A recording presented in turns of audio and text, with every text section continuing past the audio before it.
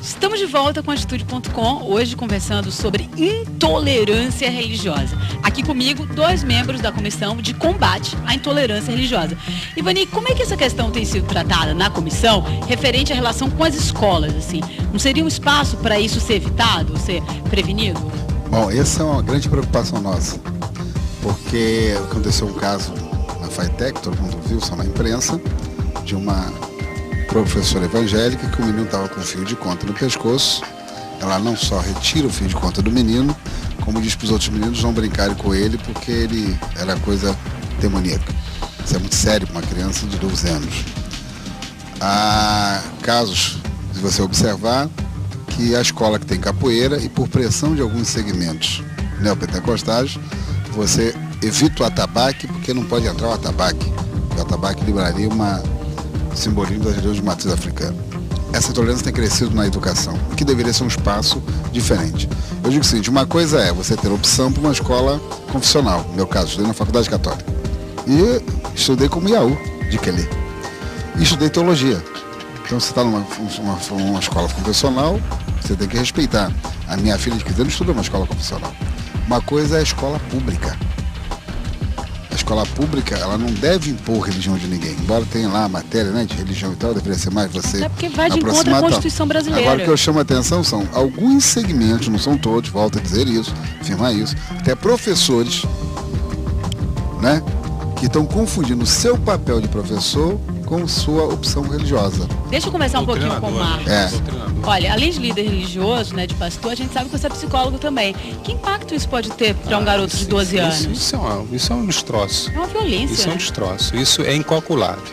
Os simbólicos que uma pessoa, um ser humano, especialmente alguém que está no início de uma estrutura cognitiva, né, adulta, na primeira fase da vida adulta, receber uma violência dessa, não há como se medir.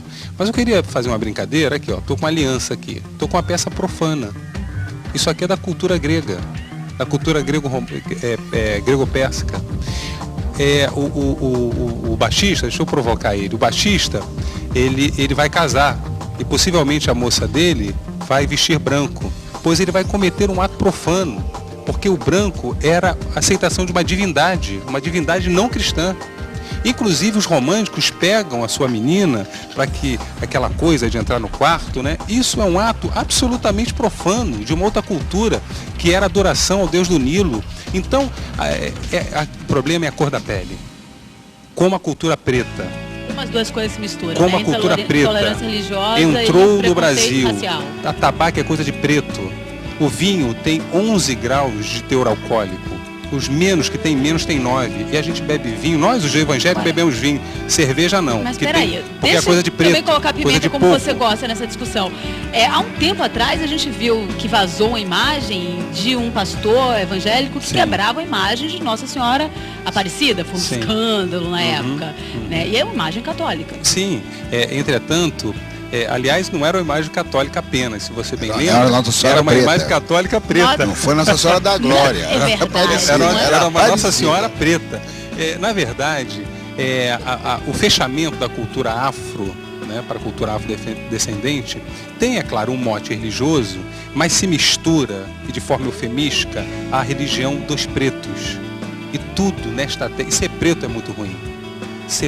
Querem botar isso na nossa cabeça. Sim, eu estou colocando entre aspas, obviamente. Estou colocando entre aspas. Até porque o Brasil seria o que ele é sem sim, então a nossa descendência. É preciso, volto a dizer, é preciso os religiosos, líderes religiosos, deixarem claro, não há como dialogar o cristianismo com as religiões afrodescendentes. Não há como dialogar. São extremamente distintas. Eu acho que eles não têm como compactuar de pontos talvez em comum, mas o diálogo você tem na divergência também. Sim, Marcos. não, o dialogar que eu me refiro é a questão de alcançar uma harmonia para que se preste cultos ecumênicos, expressões ecumênicas, né? Como muitas vezes se quer. Não há. Entretanto, é preciso marcar. Pois é, entretanto, é preciso marcar que o diálogo não passa pelo respeito, pela tolerância, pelo respeito ao outro, pelo respeito à diferença. Ora bolas, se se quer jogar capoeira, que é uma expressão cultural lindíssima, uma herança cultural lindíssima, um canal inclusive de qualificação esportiva, física, mental, entretanto, é uma roda, é uma cultura, uma herança cultural que passa pela cor. Eu quero só terminar dizendo o seguinte, eu nunca vi dizendo que católico é do diabo. Nunca vi evangélico levantando. Nunca vi. Mas uma coisa bonita é que eu acho o seguinte, aí eu tenho uma pequena divergência com o Marco Amaral, porque é dialogal sim. Por que ela é dialogal? É o princípio do mundo. Os hebreus não eram louros dos olhos azuis, nem eram europeus, eram africanos nômades. Todo mundo conta a história como se fosse dali pra cá, né? Depois do Mar Vermelho. Moisés de Hollywood, de cabelo louro e olhos azuis é demais. Não era. Então, e mais, não sendo, eram africanos nômades, obviamente o culto inicial primitivo, os primeiros, eles eram, eu sempre digo isso, de Abraão a Moisés, todos eram babalaô. Moisés é que escreve. Porque até então a cultura oral falada, tinha um sacrifício, tinha oferenda. Então é dialogar. Uma coisa é o que se torna e o que as instituições fazem. Aí o diálogo das instituições é diferente. Talvez da forma institucional não há diálogo, mas a forma de acreditar no Criador, que nasceu na África, essa imagem do Criador, toda a cultura africana tem um Criador, é de todo mundo. O que eu acho que é muito interessante observar, a ignorância leva a isso. As pessoas, na verdade, perseguem aquilo que é primeiro. Porque a diferença entre eu e Marco Amaral, qual é? Eu continuo professando de forma milenar essa tradição, que tem mais de 12 mil anos na África.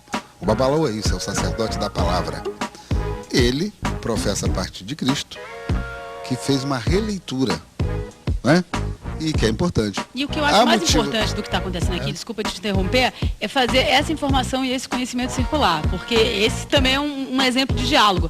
Deixa eu só incluir mais um conhecimento na roda. Agora a gente vai ver um trechinho do filme Devoção, do Sérgio Sanz, que fala de sincretismo. Roda aí.